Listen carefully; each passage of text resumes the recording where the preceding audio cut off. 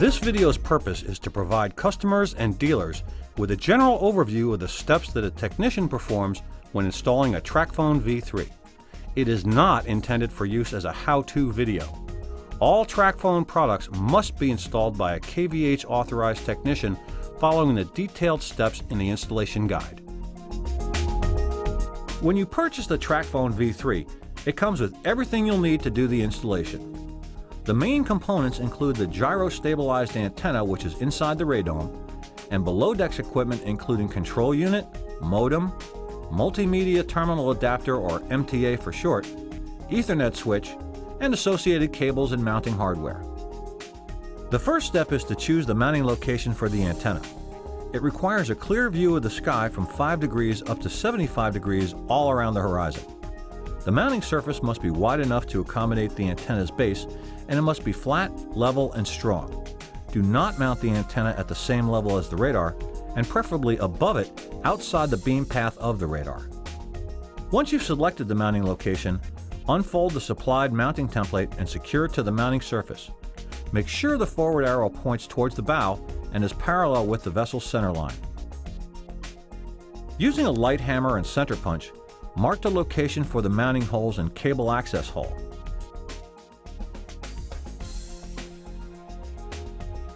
Then drill the holes according to the installation guide that comes with the kit.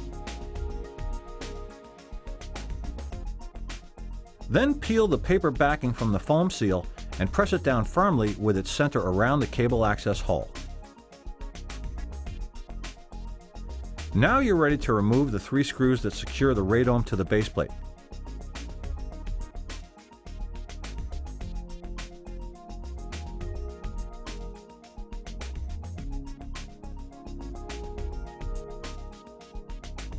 And the 2 shipping restraint screws from the unit.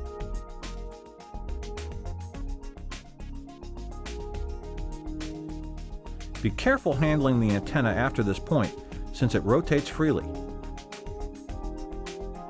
Once the power data and RF cables have been run, you'll need to terminate the RF cable ends with the proper connectors. Be sure to use the correct tools specified in the installation guide and follow the manufacturer's instructions.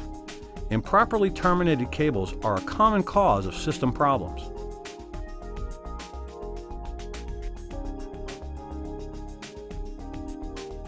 Then be sure to label each cable to match the antenna connectors.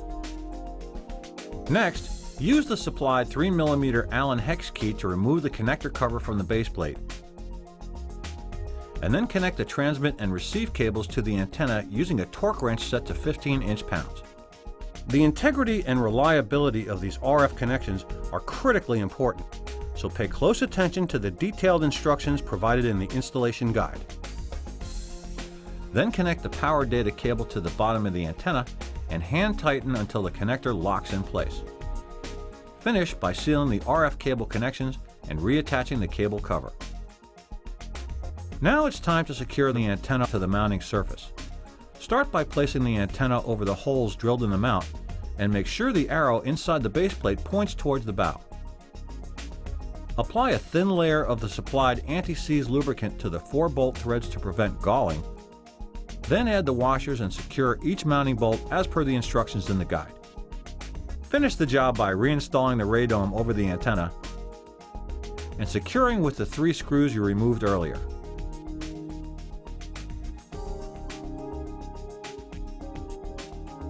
Now, let's take a look at the equipment installation below decks. Choose a mounting location in a dry, well-ventilated area away from heat sources and salt spray. Begin by attaching the strain relief bracket to the retaining straps that join the modem to the control unit. Next, connect the antenna power data cable to the supplied terminal strip connector, and once it's wired, plug it into the back of the control unit. Then, attach the antenna's transmit and receive coax cables to the jacks at the back of the modem. Tighten the RF cable connections to 15 inch-pounds. Plug in the 2 cables that connect the control unit to the modem.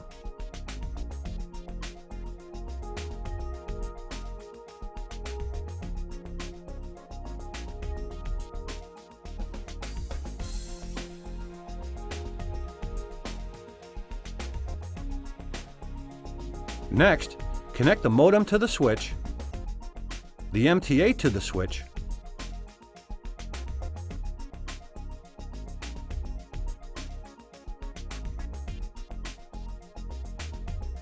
the vessel's phones to the MTA, and the vessel's computers to the switch. The next step is to make sure that single-phase AC power is available. You can check this right on your electrical panel. To power up the unit, first connect the control unit and modem to the supplied AC power strip using the supplied adapter cables, and then plug the strip into the vessel's AC power supply.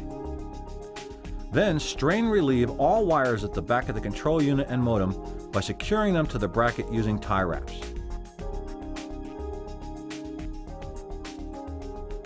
And finish by mounting the equipment in the onboard rack. Now turn on the system and wait a few minutes for startup. Then verify the system can access the internet by opening up the test page in your web browser. Once you have installed and tested the equipment, fill out the installation checklist and submit it to KVH. Also, make sure the owner submits the necessary activation forms for Mini VSAT broadband service. So that's it. The installation is now complete of the TracPhone V3, KVH's ultra-compact VSAT antenna.